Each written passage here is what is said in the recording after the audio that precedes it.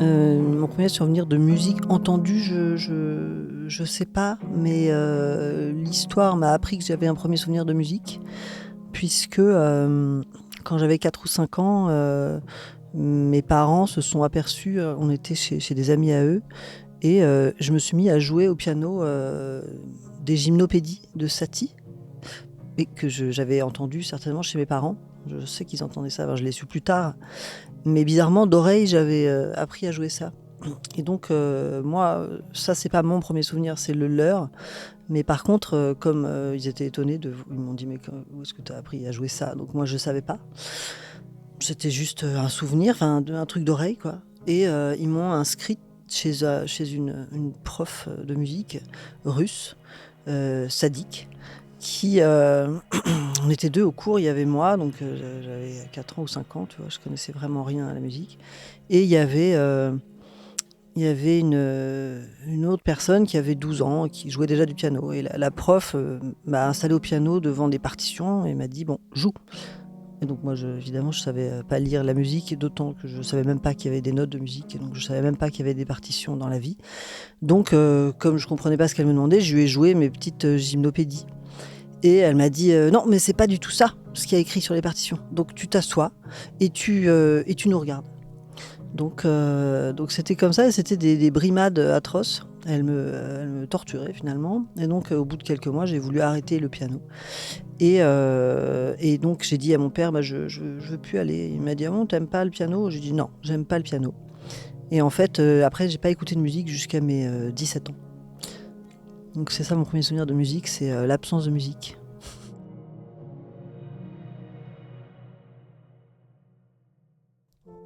Pour ce nouvel épisode de Materials, je suis avec Frankie Gogo. Artiste musicale et performeuse, Frankie Gogo déploie un univers radical et habité, à la croisée du club, de l'intime et du commun. Figure queer de la scène indépendante française, Yael fabrique des objets sonores et visuels inclassables, portés par une énergie cathartique et une exploration constante des zones grises. Batteuse pour divers artistes tels que Bertrand Belin, puis en solo avec son premier projet Fyodor Dream Dog, Yael devient Frankie Gogo en 2020 avec un premier EP Fast and Too Much, suivi d'un album Fist Fight Back. En 2024, Yael sort un EP de piano dont je n'essaierai pas de prononcer le nom pour éviter de faire un massacre. Yael a également joué dans L'Aventure Invisible, opus du triptyque La Trilogie des Identités, pièce fascinante de Marcus Linden où l'on explore des mondes intérieurs cachés à la découverte des multiplicités de chacun. Nous aurons l'occasion de revenir sur ce parcours éclectique, politique et exigeant, pour mieux comprendre sa démarche et son positionnement d'artiste, dans un monde où les offensives réactionnaires se font chaque jour plus nombreuses, mais où l'art est aussi un bastion dans lequel la transcendance de soi par la danse, par la musique, par la scène peut tout changer. Materials, épisode 5, Frankie Gogo. Ouais. Mais alors du coup, comment c'est revenu ? C'est revenu parce qu'au lycée, j'étais amie avec un garçon qui s'appelle, j'espère toujours, Thomas. Et lui, c'était l'inverse de moi. Lui, il écoutait de la musique non-stop, il connaissait tout. Il était fan de jazz des années 50 aux années 90. Et il connaissait tout, tout, tout. Et en fait, il arrêtait pas de me dire, mais tiens, tu connais ça, tu connais ça, tu connais ça. Et à chaque fois, je répondais non. Et un jour, je pense qu'il a vraiment eu pitié de moi. Tu vois, il m'a dit, mais tu connais rien? Et j'ai dit, bah non. Et vraiment, ça l'a vraiment, interloqué. Et il m'a dit, mais c'est pas possible, tu peux pas vivre sans musique. Et il m'a fait venir chez lui, et genre tous les mercredis, il me calait dans son canapé et il me mettait des vinyles en me racontant l'histoire, tu vois, tiens, ça c'est Tony Williams, ça c'est Miles Davis, c'est son quintet, ça c'est machin. Et en fait, ça m'a plongé dans un truc émotionnel, enfin ça m'a rattaché à la chose émotionnelle que j'imagine j'avais quand j'étais enfant, et que j'avais perdu depuis, parce que c'était vraiment un rejet, ça me hérissait en fait d'entendre de la musique. Et il se trouve que tout le monde écoutait de la musique, tu vois, au lycée les gens écoutent de la musique, quoi. Et du coup, grâce à lui, je suis retombée là-dedans d'une façon aimable et aimante, en fait.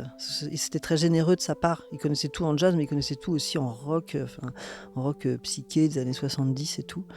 Et c'est vrai que, ouais, grâce à lui, j'ai re-aimé la musique. Et il jouait de la batterie. Et donc, c'est en l'écoutant que je me suis mis à jouer de la batterie aussi. Oui, donc c'est ton environnement qui avait changé, qui du coup a rechangé complètement ton rapport Ouais, à la complètement. musique. Ouais. Ouais, ouais. Et puis aussi grâce à quelqu'un en fait qui m'a à la fois généreusement emmené là-dedans, mais aussi m'a pas laissé le choix. C'est-à-dire que je pense qu'il fallait bien ça. C'était aussi quelqu'un en qui j'avais confiance, mais je pense que sinon, ouais, j'aurais tout simplement pas écouté de musique. Ok. Et du coup, est-ce que tu penses que de cette amitié-là, genre de cette relation-là, est-ce que tu identifies des moments dans ta musique aujourd'hui qui découlent en ligne droite de ça? Est-ce qu'il y a encore des résurgences pas de ce premier rapport-là à la musique, mais de cette deuxième rencontre qui est là vraiment qui a fondé la suite, quoi? Bah oui, enfin, je pense que chaque note que j'écris, chaque note que je joue, parce que pour moi c'est la même chose, découle de ça. Parce que vraiment, je me souviens de quand j'étais chez lui, etc. Lui, il avait beau il était comme toi, il théorisait beaucoup. Il m'expliquait des choses qu'à l'époque, je n'étais pas capable de comprendre, donc je disais Mais par contre, ce que je recevais, c'était un truc très physique. Je me souviens d'avoir des émotions infinies de joie et de peine mélangées. Peut-être on pourra nommer la mélancolie qui m'habite beaucoup. Et c'était vraiment cette chose-là que j'avais besoin de convoquer plus tard. C'est-à-dire j'avais besoin de faire comme ce que faisaient les autres gens de mon âge à l'époque, c'est-à-dire se foutre avec un casque et écouter comme ça. Et j'avais vraiment un besoin insatiable du coup de reconvoquer ces trucs-là. Et donc moi j'associe ce moment-là à une chose physique et non pas mentale. Et du coup, pour répondre à ta question, oui, moi, la musique que je fais, même si je peux y réfléchir beaucoup par la suite, mais en tout cas, j'ai besoin que dans chaque morceau que j'écris, j'ai besoin qu'il y ait au moins un moment qui soit un moment physique, qui me fasse une émotion que je ne m'explique pas. Donc je lui dois tout à Thomas. Ok. Mais oui, c'est ce que tu racontais dans un entretien, que tu avais toujours besoin d'avoir un moment qui t'émeut aux larmes Au dans moins, un ouais. morceau. Ouais. Ouais. Euh, mais non, du coup, comment est-ce que parce que tu disais quand j'écris et je joue, c'est la même chose.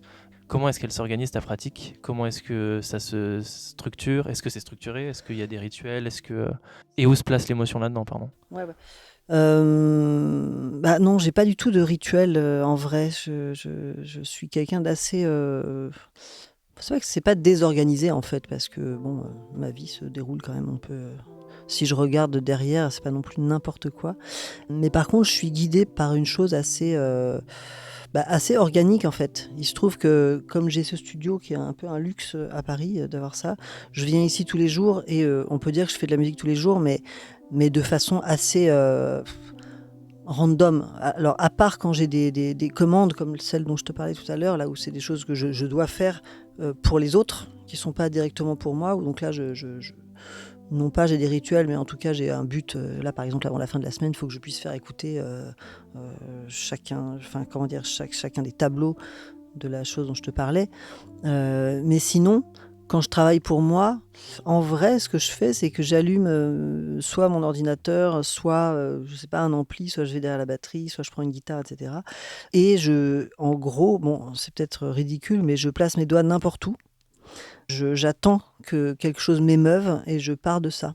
Alors que maintenant je connais la musique, c'est-à-dire je connais les accords, je sais ce que je veux produire. Si je veux produire tel et tel effet, je sais où mettre mes mains. Mais en fait, la façon dont je procède, c'est que je mets mes mains n'importe où.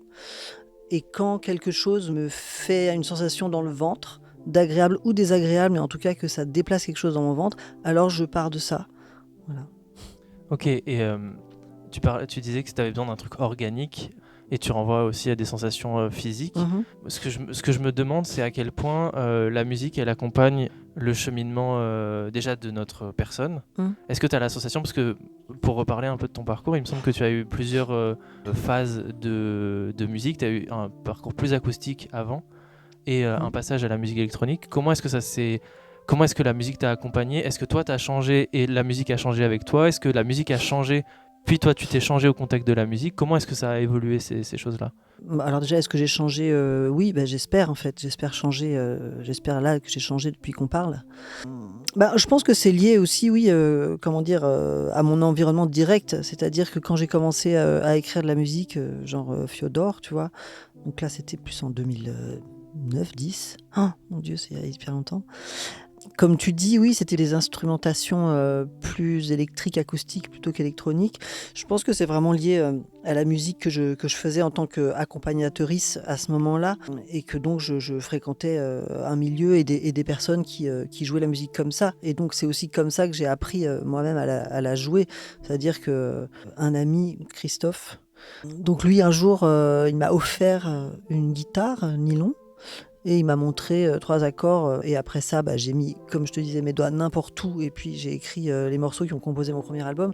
Donc voilà, et puis il me sont venus des arrangements, tu vois, de cuivre, enfin tu vois, trombone, violon, qui étaient en fait des instruments joués par des gens que je côtoyais à l'époque, et qui étaient aussi pour moi liés vraiment à un milieu dont plus tard j'ai eu envie de me défaire, non pas parce que je l'aimais plus, mais parce que je m'y reconnaissais plus.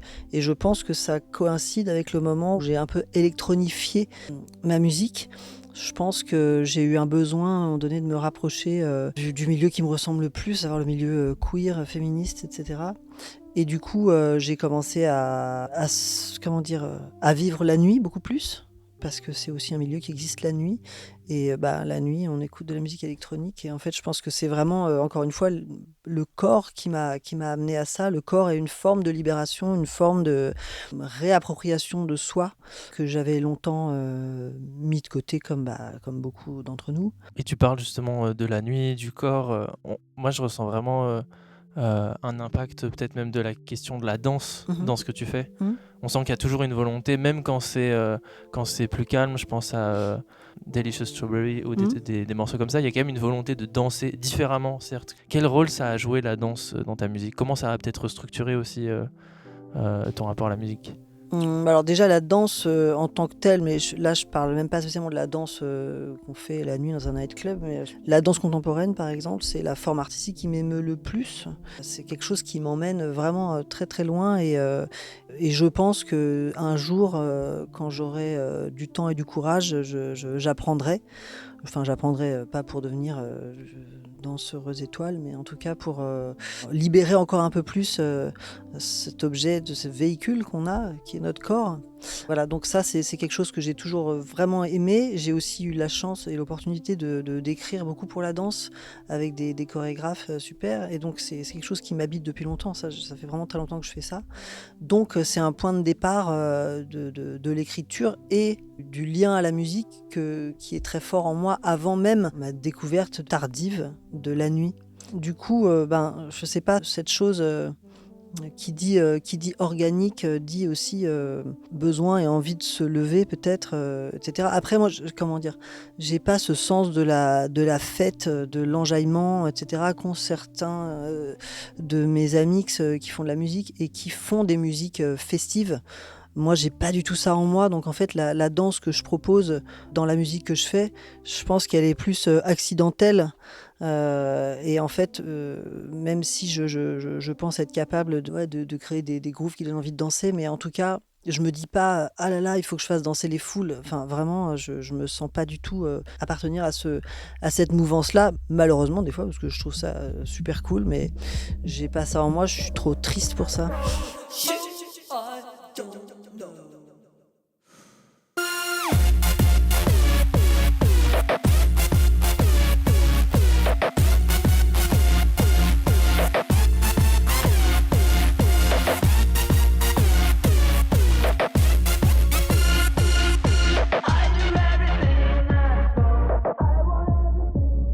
Mais c'est joli, tu parlais de danse accidentelle. Moi, j'ai beaucoup ressenti en écoutant tes morceaux, parfois une forme de dissonance, parfois une forme de contradiction dans les émotions qu'on ressent moins sur tes projets, sur tes anciens projets. Est-ce que dans ta musique, il y a des nouvelles émotions aussi qui sont apparues?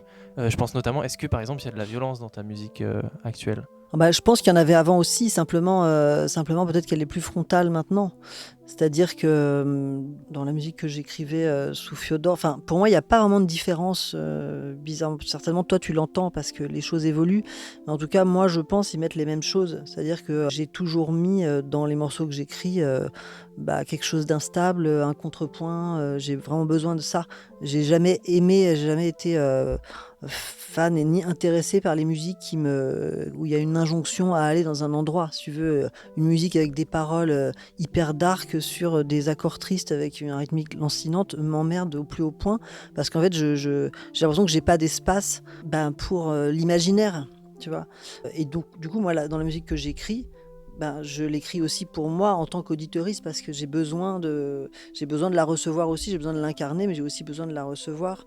Je peux pas écrire un truc dans le but de plaire parce que d'une part je pense que je vais me tromper et Dieu merci, enfin je peux pas choisir comment les personnes vont recevoir ma musique, et d'autre part j'ai besoin qu'il y ait des accidents en fait dans la musique. J'ai besoin que, je sais pas s'il y a une grille harmonique qui est celle-ci, j'ai besoin que le chant lui puisse proposer autre chose, et j'ai besoin aussi que la rythmique puisse proposer autre chose, qu'il y ait un espace ouvert à l'intérieur de ça aussi pour que ce soit pour tout le monde.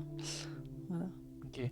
Mais finalement, ça rejoint aussi la question des injonctions. Parce que tu parlais du coup des morceaux où tu as l'impression que tout te tire à être triste, tout te tire à être heureux. C'est même presque aussi une forme de normativité de l'émotion en fait. Ouais. Mais moi justement ça m'a aussi beaucoup c'était un des premiers trucs que je me suis demandé en préparant cet entretien, parce que aussi j'ai regardé les contenus que tu proposes sur même les normes de genre, et je me suis demandé comment est-ce que ça trouvait son expression aussi dans ta musique, parce qu'il me semble que tu te décris comme non binaire. Disons que c'est le seul terme qui existe, qui est le plus proche de moi, okay. mais je me décrirais plus comme agenre. Ok. Voilà. Okay. Mais justement, moi, je me suis vachement demandé, dans une recherche de savoir comment est-ce que la musique correspond à l'identité, comment est-ce que toi, ça a trouvé son aboutissement là-dedans, y compris, par exemple, tout à l'heure, j'écoutais Welcome to Minus Town, et j'ai vraiment réécouté le morceau en prenant cette question de la métrique, du rythme, et justement, sur le refrain, tu rajoutes des pas qui font ou alors c'est moi qui l'ai perçu comme ça. C'est toi. C'est moi. Bref. Non, mais tant mieux. Enfin, je veux dire. Oui, mais on a presque la sensation que tout le morceau te suit plus que toi qui suis les règles du morceau, quoi. Ouais. Oui, mais tu le décris assez bien. Donc il n'y a pas de changement de métrique dans le morceau.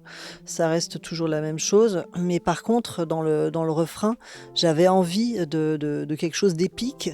Et j'avais envie qu'on puisse imaginer qu'il y a une foule qui chante. Donc il n'y a que moi qui chante, mais en tout cas, j'avais vraiment envie qu'il y ait quelque chose qui s'ouvre sur le refrain, alors que sur le couplet, c'est quand même assez lancinant et c'est quand même une liste de choses qui racontent cette ville que j'ai inventée, qui est vraiment la ville moins, quoi. C'est-à-dire où je tente de donner la parole à celles qui ne l'auront jamais. Et donc je sais plus ce que c'était la question. Sur la question sur les normes de la musique. Ah oui. Oui, c'est une question intéressante parce que en effet, dans l'industrie de la musique, il y a quand même, tu l'as sans doute remarqué, mais une injonction à appartenir à un style, à un genre musical. Et quand tu fais de la musique, en fait, on te demande tout le temps, toutes les 5 minutes, mais est-ce que tu peux définir ton style ? Et moi, c'est quelque chose qui m'a toujours fait chier, parce qu'en fait, j'ai pas envie de définir. Déjà, je trouve pas ça très intéressant en fait comme question. Vraiment, ça m'intéresse pas trop. Et puis déjà, quand j'écoute de la musique, moi, je suis pas en train de me demander quel style c'est. J'ai pas, ça me donnerait pas quelque chose en plus de savoir, tiens, là c'est de la folk hyper pop, tu vois. Je m'en fous en fait. Mais du coup, quand on me le demande, je sens qu'on a besoin en fait en face. Mais je sais même pas si c'est un vrai besoin ou si c'est quelque chose qui appartient au langage commun. Je sens qu'on a besoin en fait de me faire dire quelque chose, et donc disant cette chose-là, ça m'éloignerait de toutes les autres. Et je sais qu'en France, c'est quelque chose qui est très prégnant, alors qu'ailleurs, pas du tout. Je sais pas, quand tu voyages dans les autres pays, que tu dis que tu fais de la musique, les gens ne te demandent pas du tout quel style tu fais, tu vois. Ils te demandent éventuellement de quoi t'aimes bien parler dans tes chansons, les trucs comme ça. Et en fait, moi j'ai toujours eu envie de faire des albums dans lesquels, non pas il y ait tous les styles, parce qu'encore une fois je m'en fous du style, mais en fait qui suivent l'entièreté de la personne que je suis, à savoir quelqu'un avec plusieurs personnalités changeantes, tu vois. Et j'ai toujours aimé dans mes albums avoir des ballades qu'on pourrait qualifier de folk, tu vois, du coup, et des choses hyper vénères. En fait, je trouve pas ça antinomique, mais pourtant je vois bien que, comment dire, dans les médias, d'une part c'est antinomique et d'autre part c'est aussi perçu comme un peu comme un défaut de quelqu'un qui se chercherait, qui aurait pas tu vois. Et Si c'est pas défini, c'est pas parfaitement identifié, quoi. ouais, c'est ça. Mais donc oui, t'as l'impression que définir ta musique, ça l'augmente pas en fait, ça ajoute rien en fait. Mais non, je trouve que ça l'appauvrit. Ok. Je trouve vraiment que ça l'appauvrit, c'est-à-dire et dans le discours et dans la pratique. Et on n'a pas besoin de définir. Moi, j'écris quelque chose, si je veux te faire écouter, j'ai pas besoin de te mettre en garde avant et te dire attention, là, je pense que c'est de la pop un petit peu machin, matinée. En fait, tu t'en fous. Tu vas me dire, écoute, fais-moi écouter, on verra, tu vois. Mais oui, non, je trouve que ça appauvrit le discours et ça met des codes dans les codes, Et oui, non, je vois pas en quoi ça peut créer ni de la pensée, ni de l'imaginaire, encore une fois. Mais je trouve que ça va avec les normes de genre.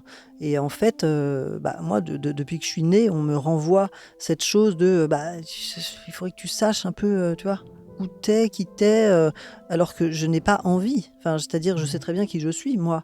Mais par contre, en termes de genre, etc., c'est une question qui ne m'intéresse pas. Je ne suis pas concernée par cette question. C'est presque une forme d'autonomie aussi vis-à-vis du reste du monde, de savoir se placer soi, sans forcément poser les mots des autres sur ce qu'on ressent, c'est ça? Oui, tout à fait. Et même sur ta manière de faire de la musique, est-ce que peut-être tu as la sensation que si on te donnait un mot pour qualifier et que tu y accédais, tu perdrais toute une partie de ta pratique? Je ne sais pas si je la perdrais, parce qu'on peut toujours mentir, si tu veux. Je le fais.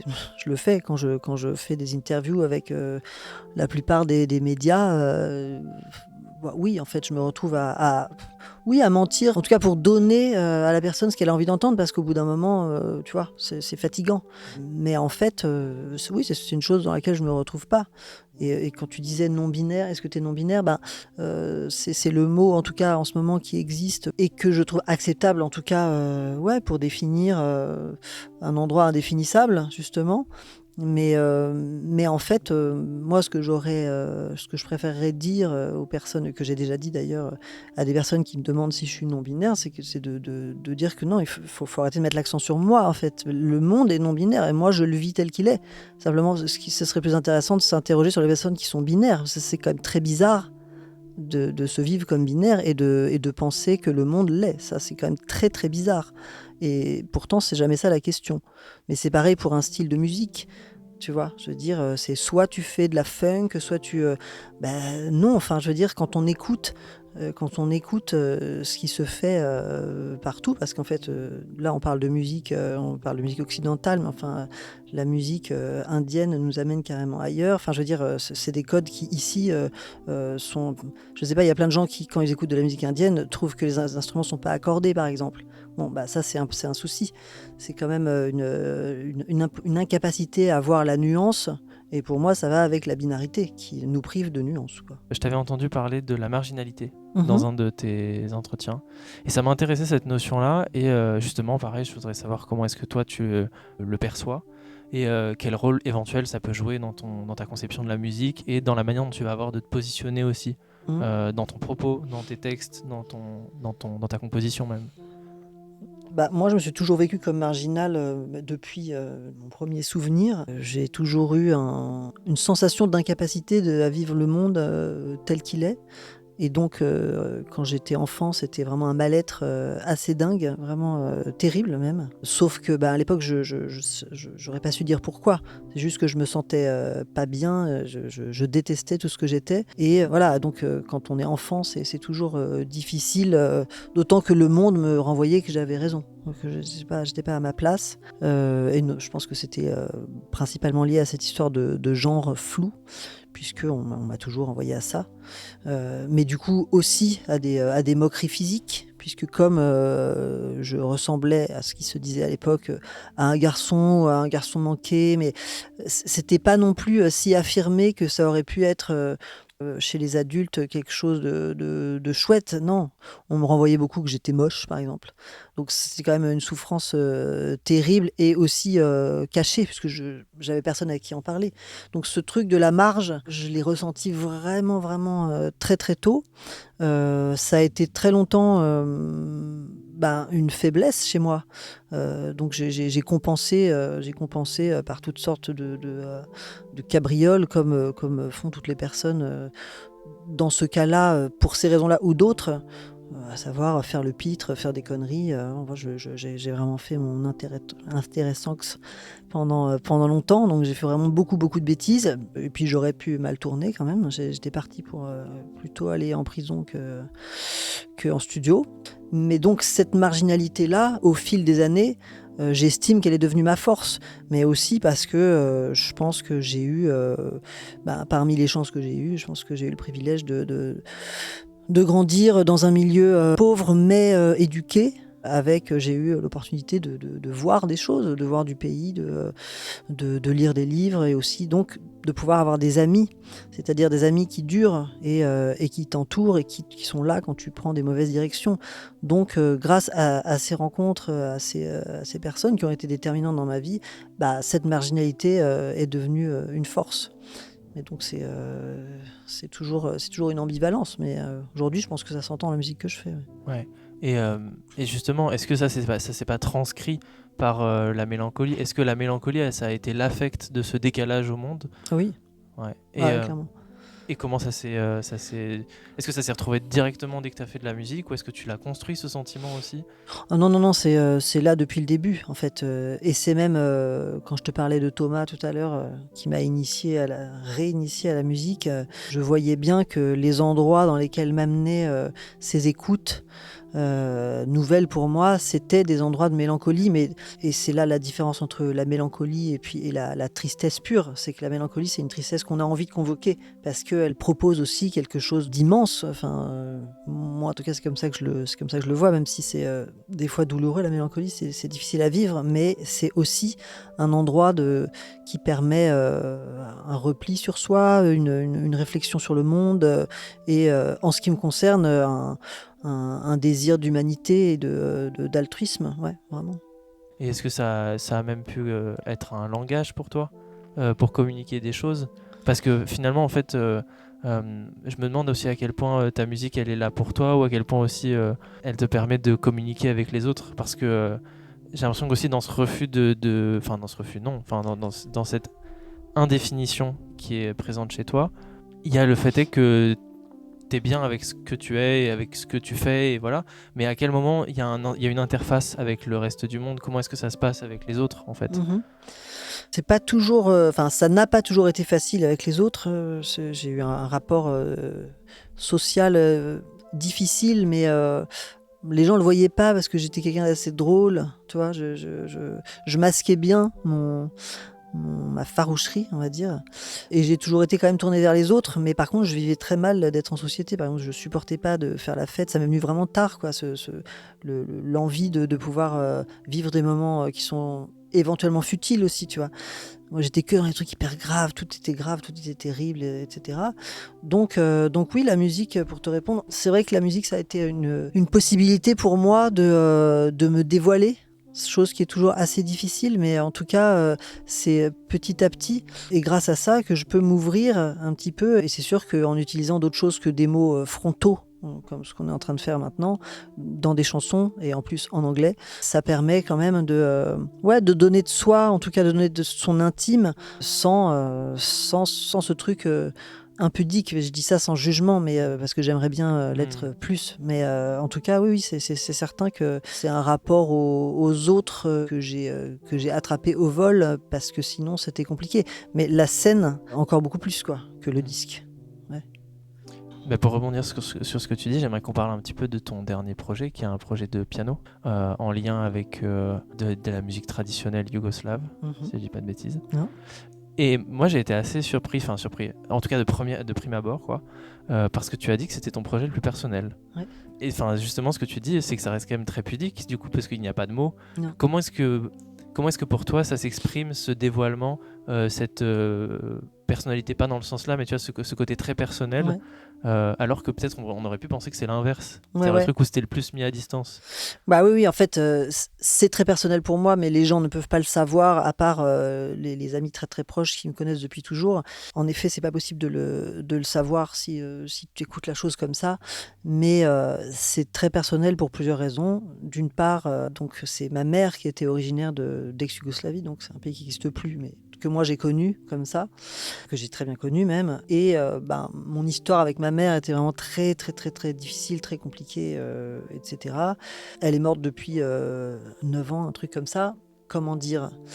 C'était une façon pour moi à la fois de renouer avec ce passé-là et cette musique que j'ai entendue quand j'étais gosse, mais à cette période où je voulais plus écouter de musique. Mais pourtant, c'est quelque chose qui m'a marqué et je pense qu'il m'habite toujours. Donc, c'est vraiment quelque chose que je suis allée puiser dans une mémoire, comment dire, reptilienne, si on veut, tu vois, de mon enfance très lointaine. Et en plus, quelque chose, j'avais appris la langue serbo-croate en même temps que le français, tu vois, donc c'était vraiment ma langue maternelle, mais j'ai fait un blocage, donc j'ai rejeté toute cette partie-là de ma double culture pendant très longtemps. Donc là, en faisant ce travail d'écriture, donc les pièces c'est des pièces pour piano que je joue, enfin que j'ai écrites en fait, n'ont rien à voir avec des trucs traditionnels, c'est vraiment des trucs qui sont sortis de ma tête, mais c'est comme une réminiscence en fait de ce que sont ces musiques entendues il y a longtemps. Et qui plus est, je les ai écrites au piano, qui était vraiment l'instrument du diable, puisque comme je t'ai raconté tout à l'heure, c'est vraiment le truc qui à la fois a été mon premier pas dans la musique, mais de façon complètement inconsciente, puisque j'ai appris à jouer dans ma tête sans avoir joué sur un piano. Et en plus, ça a été la césure aussi avec la musique. Donc c'est quand même une espèce de façon quand même de renouer avec un passé très très très lointain, et avec donc la musique en tant que telle, et avec le pays de ma mère, voilà. Mais je comprends, et du coup, même cette personnalité, t'es allé la chercher précisément en te désarmant de tes armes à toi et en prenant les armes de ce qui était enfin pas ces concepts-là, mais voilà, c'est ce pays, cet instrument, quoi. Ouais, exactement. Donc c'est vrai que pour quelqu'un qui me connaît pas, la personne écoute ça et se dit juste ah oui tiens voilà c'est des morceaux de piano, point. Et c'est le cas. Mais par contre pour les gens qui me connaissent très bien, je pense que les personnes voient à quel point c'est quelque chose qui parle de tout mon être. Mais d'ailleurs j'ai composé et enregistré le tout en 1 jour et demi, quoi. C'était vraiment une espèce de flow comme ça qui m'est venu. Voilà. Et t'as eu quelle sensation quand t'es sorti de ce jour et demi? Ah, mais un bien-être insensé, vraiment incroyable. C'était très très joyeux. Ça faisait longtemps que j'avais pas eu autant de plaisir à faire de la musique. Tu vois, j'étais là dans le studio ici, et puis donc en plus je ne sais pas jouer de piano, je précise, mais je peux quand même composer au piano, quoi. Bon. Et après on est allé en studio avec un ami, on a appris à jouer les 4 mains. Tu vois, mais je sais pas jouer. On a enregistré live comme ça, mais donc non, ça m'a fait une joie, comment dire, la joie la plus simple possible, quoi. Tu vois, un truc aussi même assez concret, comme tu vois, tu dois mettre des étagères et il y en avait pas, et puis au bout de 2 heures il y en a. Tu vois, c'est satisfaisant. C'était très satisfaisant à un endroit d'émotion simple, comme si j'avais rétabli une vérité quelque part, quoi.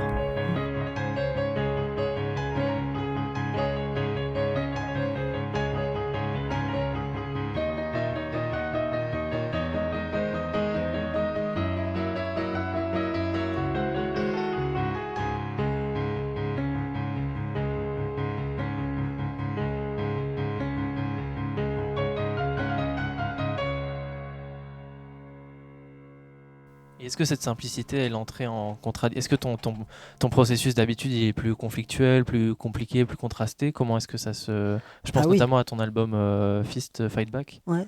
Ah ouais, non, d'habitude c'est un peu je sais pas si on devait mettre une image, ce serait chaud-froid, ouais. C'est un peu une histoire d'amour mal embouchée, quoi. Ouais, d'habitude, quand je compose, ce que je te disais tout à l'heure, je jette beaucoup de choses, j'ai un auto-jugement très fort, et du coup, d'un coup, j'ai une idée géniale, je l'enregistre et je réécoute le lendemain et je me dis: «Mais c'est vraiment une merde infinie, quoi». Je sais même pas qui était dans le studio avec moi et qui a écrit ça, c'est certainement pas moi. Tu vois? Donc je jette, comme ça beaucoup, mais j'en ai pris mon parti. Enfin, je le vis pas spécialement mal. C'est comme ça. Mais par contre, oui, c'est un long chemin. Mais ça dépend des morceaux en fait. Il y a sur chacun des albums, par exemple dans l'album Fist, qui lui en tant que tel a été un cauchemar à faire pour plein de raisons. Mais par exemple, un morceau qui s'appelle Mess It Up, je l'ai écrit en 5 minutes, paroles et musique. Et l'arrangement, il est venu en 5 minutes aussi, en fait. Donc voilà. Et ce qui est un morceau que j'aime beaucoup, moi, il me parle beaucoup et j'aime le chanter quand je chante sur scène. À chaque fois, je me dis, putain, c'est hyper évident en fait ce truc. Et dans ma tête, je me dis, mais calme-toi, c'est hyper prétentieux. Et je me dis, bah non, j'en ai rien à foutre, c'est un tube. Allez tous vous faire foutre. C'est un tube assez confidentiel, j'avoue, mais quand même. Bah ouais, mais franchement, l'un n'empêche pas l'autre. Non. Ouais, moi j'aimerais bien qu'on parle plus spécifiquement de cet album-là, comment est-ce que peut-être on peut commencer par le travail d'écriture. Moi je suis assez curieux de savoir comment tu parles de ta pratique de ton écriture, de tes textes. Moi j'avais adoré le texte de Runes, mais justement du coup moi j'avais un peu envie de savoir comment ça s'est passé déjà, comment est-ce que tu l'as écrit, est-ce que c'est venu naturellement? Est-ce que tu l'écris avant même d'avoir le morceau? Est-ce que ça vient sur le morceau? Enfin, comment est-ce que ça se passe? Ça dépend des morceaux. C'est vraiment, il y a vraiment, encore une fois, malheureusement ou heureusement, j'en sais rien. En tout cas, moi, j'ai pas du tout de méthode. Donc, il y a des morceaux où le texte me vient en même temps. Vraiment, genre, il me vient une mélodie avec des mots. En tout cas, pas le texte en entier, tu vois, mais quelque chose qui introduit le morceau.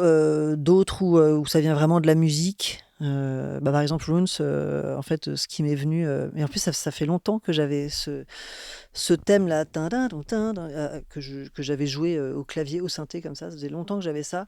Et en fait, au début, j'avais fait une rythmique. Ça ressemblait vraiment à un morceau de bar mitzvah électro, quoi.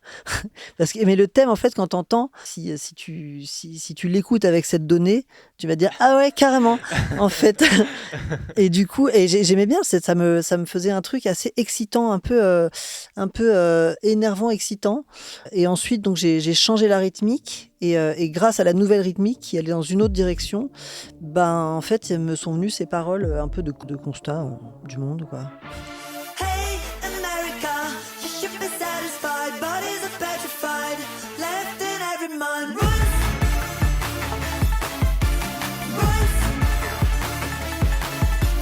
Hey Europea, the power of the mind never goes. C'était la question d'après, c'était comment la politique, parce qu'il est quand même assez politique ce morceau. Enfin, je pense que tous, mais en réalité celui-là, à cette mesure-là, d'être plus explicite, on va dire.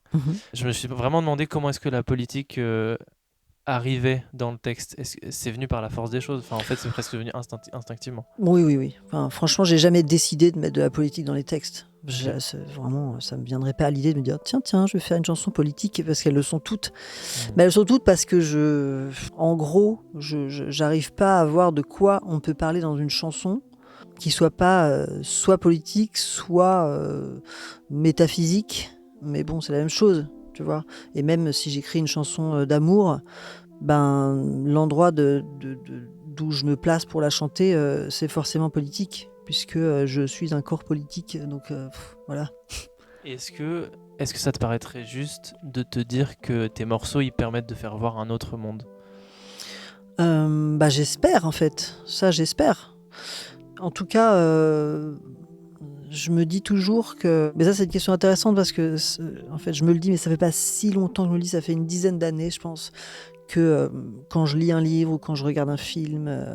la musique, c'est un peu plus abstrait, mais en fait, j'en ai un peu marre, à vrai dire, dans les formes artistiques que je viens de citer. J'en ai un peu marre, je pense, de lire ou de voir des choses qui me montrent le monde tel qu'il est. Parce qu'en fait, je l'ai vu, je vois tel qu'il est. J'ai pas besoin qu'on me mette le doigt sur quelque chose que je vois chaque jour. En revanche, je suis assez assoiffée d'imagination, mais d'imagination aussi politique. Enfin, ça peut être aussi de l'imagination pure. C'est les utopies ou les choses comme ça.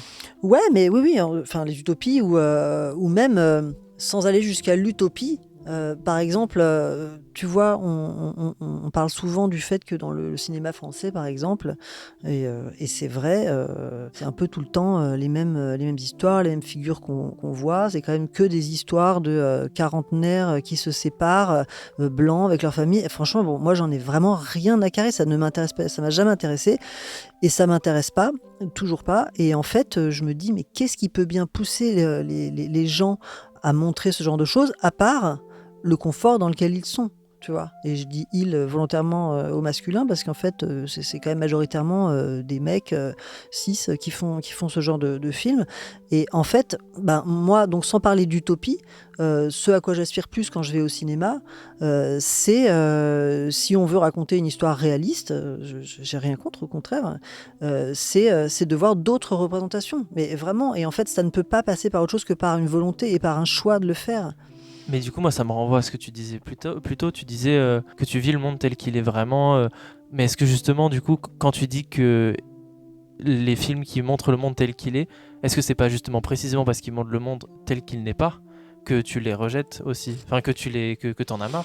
Parce qu'en réalité, c'est vrai que le monde, il est vraiment pluriel, il y a vraiment plein de choses. Enfin, est-ce que c'est pas justement la dimension falsificatrice de ces œuvres-là qui fait que on n'en peut plus de les voir en vrai?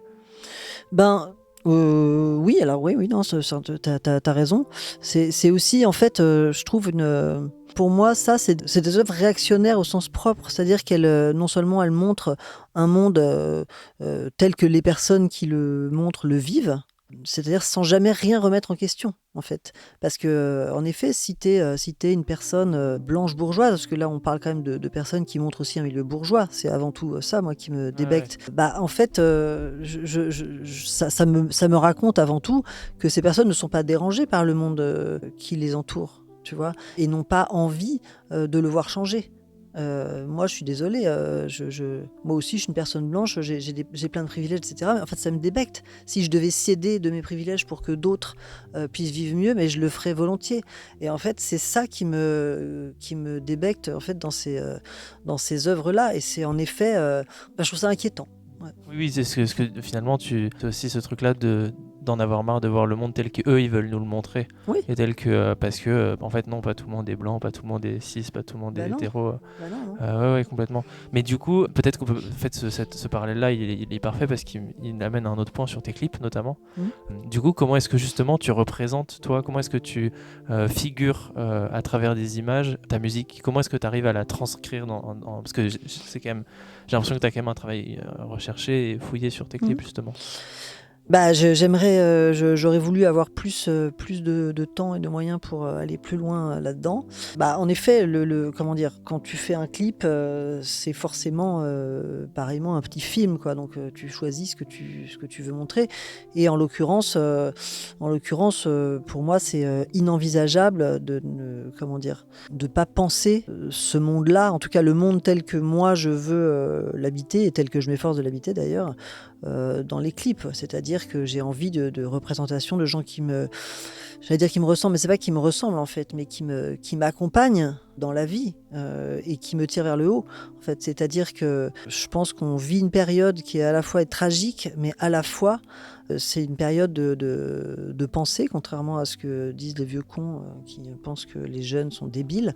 Bah, moi, au contraire, je trouve que je suis assez ébahie quand je discute avec des gens beaucoup plus jeunes que moi. Souvent, je me dis, putain, c'est vraiment génial. Et je me sens avoir de la chance, en fait, de pouvoir vivre cette période où, si on le veut bien, on peut se tirer tous et toutes vers le haut en faisant changer les choses, en faisant changer la pensée, en faisant changer le langage. Voilà, et pour te répondre, oui, dans les clips, bon, ça reste des œuvres mineures, les clips, souvent, mais en l'occurrence, il y a quand même un peu de pensée à mettre dedans. Et ouais, j'essaye de faire au mieux. Je pensais justement à cette manière de représenter par le visuel, de transcrire ta musique, mais j'aimerais juste qu'on revienne plus précisément sur comment est-ce que quand tu as un morceau, tu passes à de l'image. Ouais. Et justement, est-ce que c'est pas là aussi que se retrouve qu'on retrouve cet attrait pour les représentations marginales, la marginalité, comment est-ce que aussi elle s'inclut dans ces Ouais, ouais. clips-là? Bah, en fait, comme je te disais, malheureusement, j'ai pas eu assez de temps et d'opportunités de pousser ce truc-là, parce que moi, j'aime vraiment beaucoup l'image, et à l'avenir, j'aimerais en faire plus, mais j'en ferai sans moyens, je pense, parce que c'est plus simple, bizarrement. Je sais, c'est paradoxal, mais... Bah, en fait, comment dire, c'est un terrain de jeu, quoi. La musique, c'est un terrain de jeu, mais il y a une part d'abstrait et qui un peu est compensée par l'image. Alors évidemment, je suis pas très fan des clips qui racontent la même chose que les clips. C'est pareil, j'ai besoin qu'il y ait un contrepoint aussi dans l'image. Sauf dans le clip de Fast and Too Much, je sais pas si tu te souviens, qui est vraiment très littéral et que je voulais comme tel, parce que je me suis dit en fait, il y aura rien de plus fort et de plus drôle que de montrer ce danger sur le point d'éclore tout le temps. Mais oui, non, sinon, pour moi, le clip tel que je le fantasmerais, si j'avais l'opportunité de pouvoir les faire comme je l'entends, ce serait vraiment une continuité et même quelque chose qui pourrait débuter avant la musique, être traversé par la musique et donc devenir une œuvre à part entière en fait. Parce que aussi l'objet clip, c'est un objet promotionnel au départ quand même. Donc il y a quand même pareillement une injonction de format, etc. Bon, pourquoi pas en fait, je suis ok avec ça, mais en tout cas c'est aussi quand tu le fais dans les règles, s'il y a quand même des règles, c'est assez frustrant en fait. Donc c'est les clips que je préfère en général, c'est des clips avec une idée, voilà, une idée très simple. Hyper fait avec rien, comme le clip de Guillotine de Death Grip, je sais pas si tu vois ce clip. C'est un mec dans une bagnole, mais par contre sur la musique c'est vraiment fou quoi. Ouais, ok. Ouais. Mais c'est intéressant le truc de presque commencer en amont Ouais. les images. Est-ce que tu as l'association de te nourrir d'autres matières que la musique pour le faire intervenir dans la musique? Et est-ce que du coup quand tu écoutes ta musique, parfois est-ce qu'elle est chargée? Tu te rappelles d'un film, tu te rappelles d'une image, tu te rappelles d'un truc. Est-ce que tu ressens que ta musique elle est chargée de plus que ses pistes, par exemple? Ah bah ouais, carrément. Mais en fait, alors pour répondre à ta deuxième question, non, je pense que si j'écoute ma musique, je j'aurai pas de rêve qui me vient.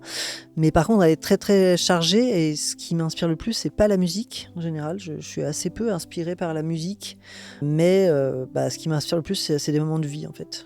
Vraiment, je vois que en général, ce qui produit un twist au moment où je suis en train d'écrire un morceau et quand j'ai pas encore trouvé tout à fait le truc que je voudrais, en général, c'est je reçois une image d'un moment de vie qui m'a marqué fort, soit avec des gens que je connais, soit avec des gens que je ne connais pas, soit des choses dont j'ai été témoin. C'est ça qui m'inspire le plus. Mais aussi la littérature, le cinéma, mais assez peu la musique, bizarrement. Et ouais, tu parles de cette manière d'immortaliser, c'est déjà choisir un mot, j'aime pas trop, mais bon. De mettre dans ta musique un moment de vie. Comment ta création, elle s'articule avec le rapport au temps? Est-ce que tu as la sensation de vraiment immortaliser des moments? Comment est-ce que ça se passe? Est-ce que ça se passe comme ça déjà même Je comprends pas. Ouais, moi non plus, j'ai pas compris. Merde. Est-ce que quelqu'un peut nous... Non, en gros, ce que je voulais dire, c'est que, en fait, si je pose cette question, c'est parce que dans les différents entretiens que je fais, il y a toujours des réminiscences de thèmes un peu. Et moi, j'aime bien utiliser des méthodes un peu, même la méthode sociologique, en fait, de reposer parfois même un peu la même question, ou alors d'aller chercher quand je vois qu'arrive un thème, d'aller chercher au bout pour comparer les réponses aussi. Et je me demandais quel était ton rapport au temps, en fait, dans ta musique. Est-ce que pour toi, l'instant que tu immortalises, il est primordial? Ou est-ce que c'est un peu, c'est plus important de ce dont il parle, par exemple? Est-ce que par exemple, est-ce que la composante discursive est plus importante que la composante temporelle de ta musique? Ça dépend des morceaux, en fait. Pareil. Ça dépend des morceaux, ouais. Et ça, bizarrement, je m'en aperçois une fois qu'ils sont faits. Et je m'en aperçois surtout quand je les chante, donc sur scène.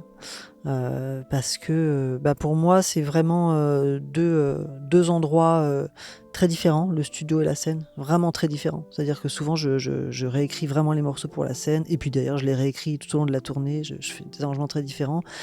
Du coup, parce que j'ai besoin de les habiter, c'est-à-dire que, évidemment que je les habite en studio, mais en tout cas, j'ai besoin... quand je suis sur scène, j'ai vraiment besoin de me mettre à mal. En fait, j'ai besoin de me mettre un peu en danger. Évidemment, le danger est relatif. On n'est pas à Gaza, on est sur une scène avec des gens qui ont payé, et je suis payé à la Flèche d'Or. Donc, mais en tout cas, bon, on comprend quand je parle de danger, j'ai besoin d'un inconfort, ouais, quelque part. Et du coup, je vois à ce moment-là qu'il y a des chansons qui me parlent de l'instant dont tu parlais, c'est-à-dire qui sont figées comme ça. Celles, par contre, dont le discours s'impose et est plus fort, je vois que c'est des chansons qui, moi, me prennent à un endroit qui, justement, me provoque cet inconfort, mais aussi, du coup, cette possibilité de me dépasser. Donc, c'est pas pour faire une hiérarchie de qualité des morceaux, mais sur scène, je me sens plus attaché aux morceaux dont le sens profond est à porter, quoi. Et qu'est-ce que la scène aussi elle a apporté à ta musique? Moi, c'est une question que je me suis posée parce que pour t'avoir vu plusieurs fois, déjà c'est un dispositif qui est assez inhabituel, en tout cas. On va dire c'est peu de gens le font. Il y a Alexis sur scène, qui est ta Lightux. Comment est-ce que qu'est-ce que ça a apporté à ta musique? La dimension visuelle, avec la lumière, comment ça s'est articulé tout ça? Alors, au départ, c'est parti d'un empêchement.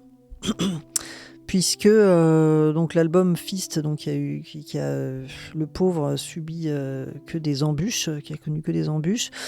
Pour le live c'était pareil, c'est-à-dire que donc on avait un tourneur et tout était impossible, tout ce que je proposais était impossible. C'est-à-dire vraiment je me disais mais bon. Qu'est-ce que je peux faire pour que quelque chose soit possible? C'est-à-dire que quand j'avais commencé à imaginer ce live au début, c'était pas du tout un live à la Mylène Farmer, quoi. Ça restait une chose quand même assez abordable, enfin très abordable, puisque je l'avais réfléchi en fonction, mais enfin tout était impossible. Et donc j'avais fini par me dire, mais en fait, en gros, ce qu'il faut, c'est que ça coûte 0 €. Comment faire? Et donc je me suis dit que moi je ne voulais pas faire l'impasse sur la lumière, parce que ça compte vraiment pour moi, cette dramaturgie. C'est vraiment quelque chose qui augmente, je trouve, la capacité onirique et forte en fait de la musique. Et encore une fois, on va avoir un concert, on n'est pas en train d'écouter un disque. Si on veut écouter un disque, on est chez soi, on a un son qui sera parfait, c'est super. Mais quand on va voir un concert, on va voir quelqu'un et on va aussi justement ressentir un instant et partager un instant qui est éphémère, quoi. Donc moi, j'ai besoin que ce soit inoubliable, aussi bien pour moi, j'ai besoin que ça me transporte et j'ai besoin aussi d'imaginer que ça peut transporter les gens. Après, ça le fait ou pas, ça je sais pas, mais en tout cas, j'ai vraiment besoin que ce soit un moment fort pour moi. Du coup, devant les refus multiples de pouvoir faire ci, ça, je me suis dit ok, bon, de toute façon, on va bosser ensemble avec Alexia pour la lumière, mais pour qui l'a déjà vu à la console, Alexia, elle est complètement possédée quand elle fait de la lumière. Donc en général, quand elle fait de la lumière pour un groupe, elle est comme n'importe qui à la console, et les gens la filment parce qu'elle est complètement dans le truc, et elle vit vraiment la musique. C'est vraiment quelqu'un, pour avoir bossé avec beaucoup d'éclairagistes, c'est vraiment quelqu'un qui fait de la lumière comme elle fait de la musique, quoi. C'est très très je vois qu'elle le vit comme quelqu'un qui fait de la musique. Et du coup, mon idée à ce moment-là, je me suis dit, mais bon sang, il faut que les gens la voient sur scène, quoi. Parce que ce serait dommage de se priver de ça. Et en plus, moi, je me suis dit, mais ce serait vraiment idéal, parce que autant j'avais pas de problème à me dire, tiens, ok, je vais faire ce concert seul sur scène. Mais en tout cas, je trouve que l'altérité, tu vois, le fait qu'on soit deux, ça crée quelque chose d'encore plus fort. Non pas que je me sens pas capable d'être seule sur scène, je l'ai fait plein de fois et j'aime bien, mais en tout cas, le fait de pouvoir me tourner et d'échanger un regard avec quelqu'un, qui plus est, c'est quelqu'un que je fréquente dans la vie, et c'est mon amoureuse en fait. Je me suis dit, je pense que aussi à une période assez réactionnaire, je pense que donner à voir un amour tel que le nôtre sur scène, c'est nécessaire. Et c'est aussi pour ça qu'on danse ensemble un slow à la fin du concert, et qui, on l'a pu le voir tout au long de cette tournée, fait du bien aux gens en fait. Fait vraiment du bien à plein de gens, y compris des gens qui sont pas queer du tout, mais parce que c'est en fait une image. Et c'est aussi la réalité, en fait, c'est aussi la vérité, c'est ce que c'est, et c'est un moment de partage avec qui veut, parce que c'est une image douce aussi, quoi. Voilà. Peut-être pour finir, j'ai une dernière question qui me traîne dans la tête et comme ça après je pense qu'on est pas mal. Est-ce que tu as la sensation sur ces albums-là, enfin en tout cas sur Fast and Too Much et sur Fist, est-ce que tu as la sensation d'avoir construit un son ? Non, malheureusement non. Non, bah non. Non, Bob Marley il a construit un son, mais moi non. J'ai compilé les choses qui me ressemblent, mais non, je pourrais pas du tout dire ça. Bon, je dis malheureusement, ils sont très Non, mais peu. quand je dis construire un son, c'est pas créer une nouvelle norme pour la planète, machin. Je voulais dire, est-ce que tu as construit ton son ? Peut-être plus. Bah, je sais pas, très honnêtement. Non, je pense que ce que j'ai fait et ce dont je peux être fier, je pense, en tout cas ce dont je suis fier, c'est de toujours, mais avec Fiodor c'est pareil en fait, ça n'a pas changé, c'est de toujours avoir été fidèle à ce que j'ai envie de dire et de faire de la façon que j'ai envie de le faire, sans chercher justement à me conformer à des choses, parce que c'est quand même très facile d'aller là-dedans et je blâmerais vraiment personne qui le fait, parce que c'est aussi plus confortable et des fois ça fait un bien fou, j'imagine, de se laisser aller à quelque chose qui est plus grand et qui peut comment dire, nous amener d'autres opportunités. Donc moi je pense que si je fais des choses confidentielles, c'est aussi parce que je suis fidèle à ce que je suis. Ça reste voilà. Donc à ce titre-là, je pense pas avoir inventé ou créé un son, mais je pense avoir continué de faire le son qui me ressemble. Et en fait, le son qui me ressemble, je sais pas si je fais un disque dans 20 ans, je sais pas quel style de musique ce sera, mais ce sera toujours le son qui me ressemble. Donc à ce titre-là, je pense que j'aurais continué de tirer ma petite bobine de ficelle, quoi. Oui, donc c'est aussi instinctif. Ah ouais, choix, très, ouais.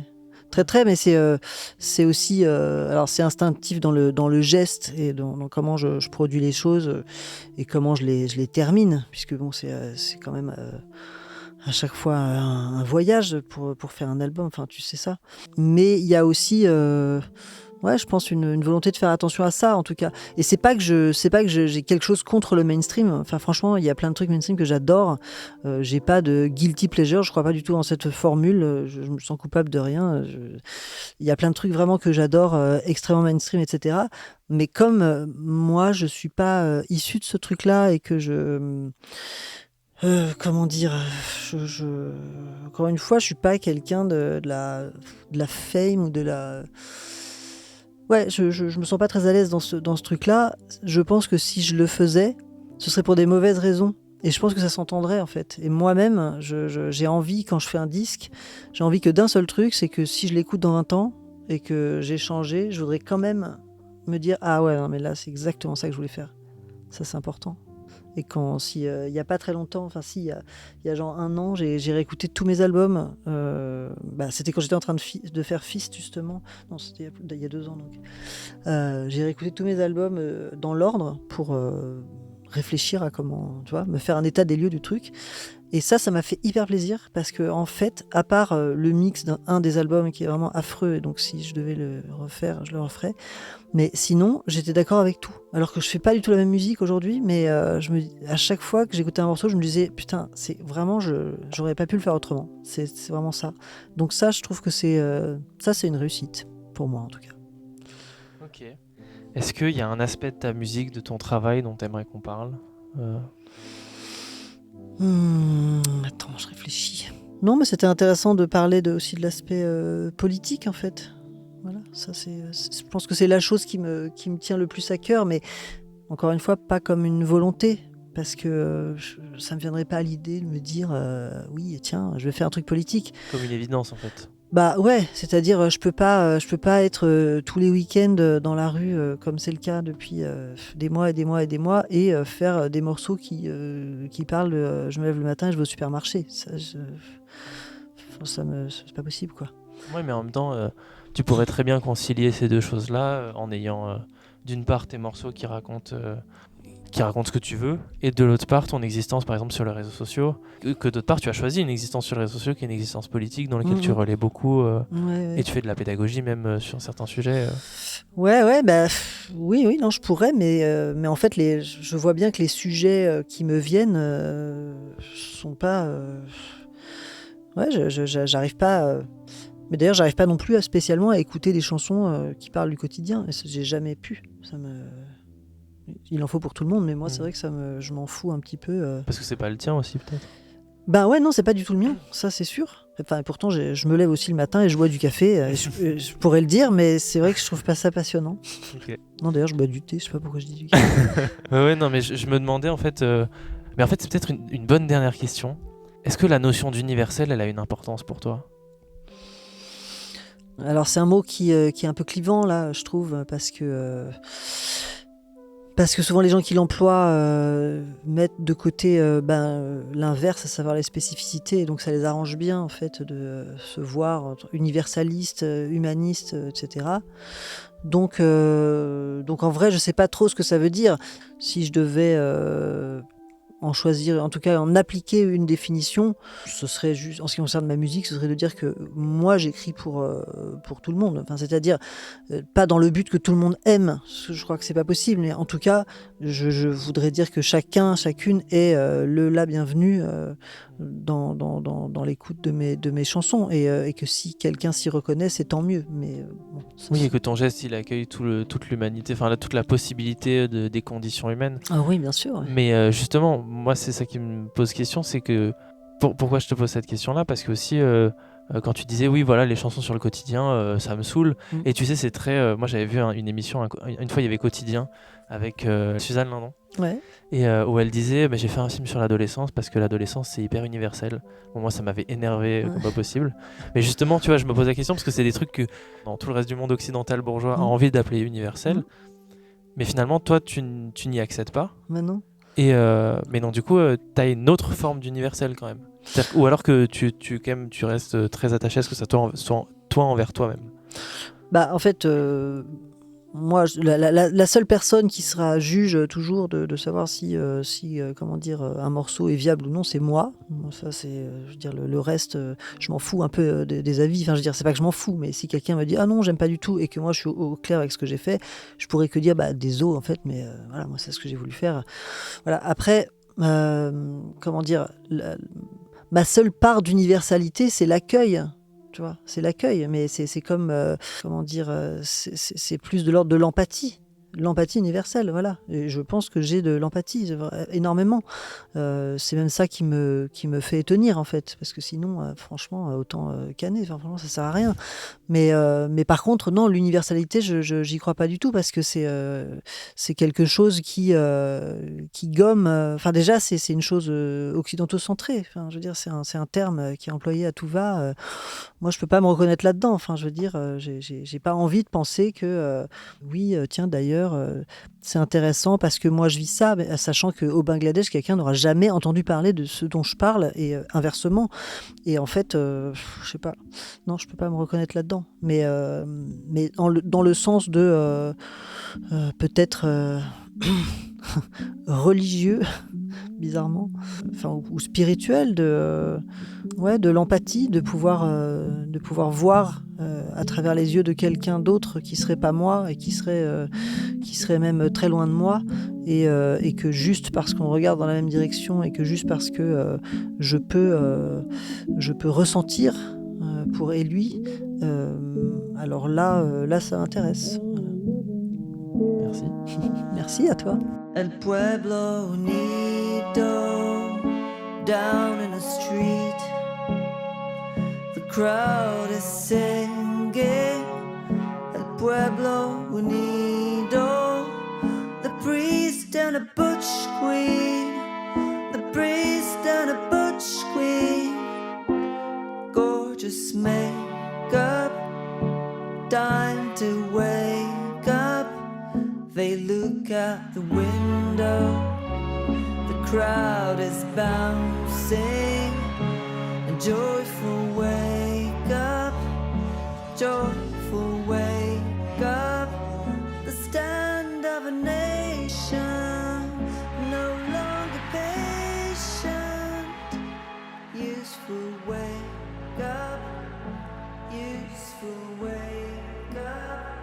The priest and a butch